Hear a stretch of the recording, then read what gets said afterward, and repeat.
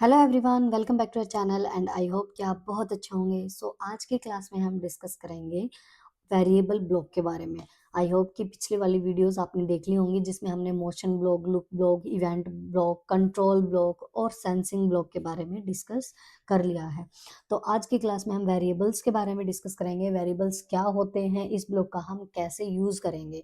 अब देखो, यहाँ पे मैंने स्टेज पे दो चीजें ले रखी, इसका बैकड्रॉप हमने चेंज कर रखा है और यहाँ से ये स्प्राइट 1 और स्प्राइट 2 ये दो चीजें ले रखी हैं, बैन और बास्केटबॉल। ओके, अब यहाँ से हम अपनी स्क्रिप्ट करेंगे, लेकिन उससे पहले समझते हैं वेरिएबल्स क्या होता है। देखो, दो टर्म्स होती हैं, एक होता है कांस्टेंट और दूसरा होता है वेरिएबल्स। कांस्टेंट का मतलब होता है जिसकी वैल्यू फिक्स होती है, ठीक है, जिसकी वैल्यू हम चेंज नहीं कर सकते। लेकिन जो वेरिएबल्स होती हैं उनकी वैल्यू चेंज होती रहती है, उनकी वैल्यू फिक्स नहीं होती। अब जैसे अगर हम समझने के लिए देखें तो 1 2 3 4 जितने भी हमारे ये नंबर्स होते हैं वो फिक्स है। मतलब 1 का मतलब 1 ही रहेगा, 1 का मतलब 2 नहीं हो सकता, ठीक है, मतलब वो फिक्स है 1 2 3 इस टाइप से। लेकिन जो वेरिएबल्स होते हैं जैसे एक्स वाई जेड हम लेते हैं और उनकी वैल्यू हम चेंज करते रहते हैं। जैसे एक्स की वैल्यू हम कभी कभी 5 ले सकते हैं, ठीक है, या 2 भी ले लेते हैं, 3 भी ले लेते हैं। मतलब उनकी वैल्यू जो है वो चेंज होती रहती है। तो वेरिएबल नाम से ही पता चल रहा है जिसकी वैल्यू वैरी करे, ठीक है, फिक्स नहीं होती है। अब वेरिएबल्स का इसमें क्या यूज होगा, जैसे देखो जब हम गेम्स क्रिएट करेंगे तो जैसे क्रिकेट है या फिर ये बास्केटबॉल वाला है, इसके अंदर पॉइंट्स को डिस्प्ले कर सकते हैं हम, ठीक है। तो मतलब अब खुद के वेरिएबल हम बना सकते हैं कि जब भी जो ये स्प्राइट है इस बॉल को टच करेगी तब भी हमारे जो पॉइंट्स हैं वो बढ़ते जाएंगे। इस टाइप से हम एक छोटी सी स्क्रिप्ट देख लेते हैं। तो सबसे पहले हम ना एक वेरिएबल क्रिएट कर लेते हैं मेक अ वेरिएबल के नाम से। अब यहाँ पे न्यू वेरिएबल नेम, अब यहाँ पे जैसे है ना पॉइंट्स ही ले लेते हैं हम, एक वेरिएबल हमने ले लिया पॉइंट्स। अब यहाँ पे दो हमारे पास ऑप्शन है, एक तो फॉर ऑल स्प्राइट्स और फॉर दिस स्प्राइट ओनली। मतलब अगर हम इस स्प्राइट को चेंज करें तो भी पॉइंट्स ही रहेगा वेरिएबल, या फिर सिर्फ इसी स्प्राइट के लिए लें। मतलब अगर इस बैन को अगर हम चेंज करके कैट में लें या कोई और स्प्राइट लें तो उसके लिए वो वेरिएबल नहीं होगा। तो हम फॉर ऑल स्प्राइट्स कर लेते हैं, ठीक है, क्योंकि जब अगर मान लो हमें इस बैन को चेंज करना पड़े इस वाली स्प्राइट को, तो हमारा जो वेरिएबल है वो पॉइंट्स ही रहे, ठीक है, ये चेंज ना हो, ये डिलीट ना हो, ठीक है। तो देखो यहाँ पे पॉइंट्स हमारा वेरिएबल आ चुका है। अब यहाँ से हम हाइड वेरिएबल भी कर सकते हैं, लेकिन जब हम बनाए क्यों है, अगर हमें हाइड ही करना है तो हाइड वेरिएबल माई वेरिएबल से हटा के यहाँ पे हम कर सकते हैं पॉइंट्स। तो जैसे ही हम हाइड वेरिएबल पॉइंट्स के ऊपर क्लिक करेंगे तो हमारा जो वेरिएबल है वो हाइड हो जाएगा। अगर हमें शो करना है तो यहाँ से जो पॉइंट्स के आगे जो ये चेक बॉक्स है यहाँ पे हम क्लिक कर देंगे। तो टिक करने के बाद ये यहाँ पे हमें शो होने लगेगा स्टेज पे।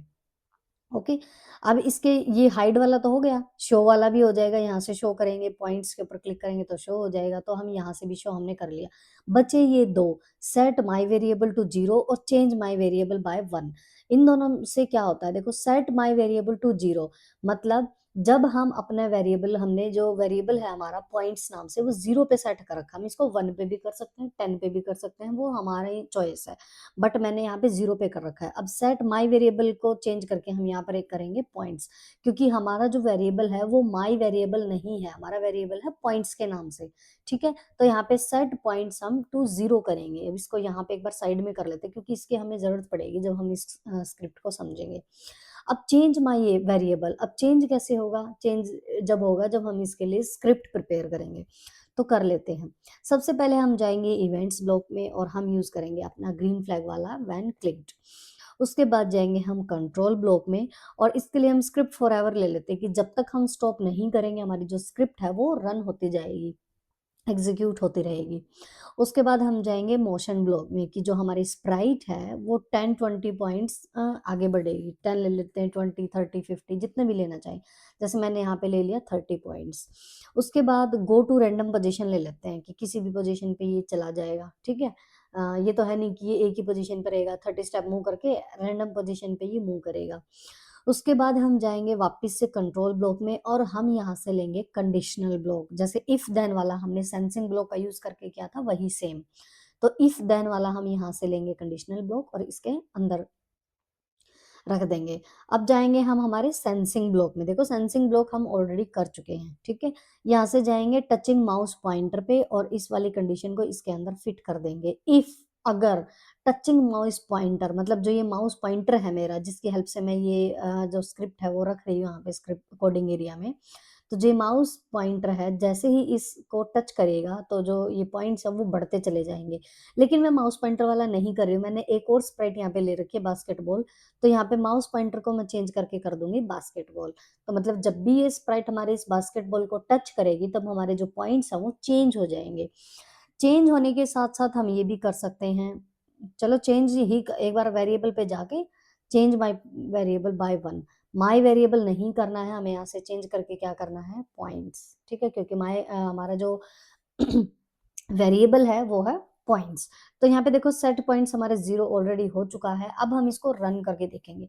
जैसे ही ये जो स्प्राइट इस स्प्राइट को टच करेगी, मतलब 30 स्टेप मूव करेगी, रैंडम पोजीशन पे जाएगी और इस बास्केटबॉल को टच करेगी, तो टच करते ही हमारे जो पॉइंट्स हैं वो 1 1 करके बढ़ते जाएंगे। इसको रन करा के देख लेते हैं। देखो देखो, जैसे ही ये बास्केटबॉल को टच कर रही है पॉइंट्स यहाँ पे बढ़ते जा रहे हैं, 9 10 11 12 13 14। ठीक है, इस टाइप से बढ़ते जा रहे हैं। अभी हम इसको स्टॉप कर देते हैं। हमने इसको कर दिया स्टॉप, वापस से इसकी पोजीशन यहाँ पे ले आते हैं।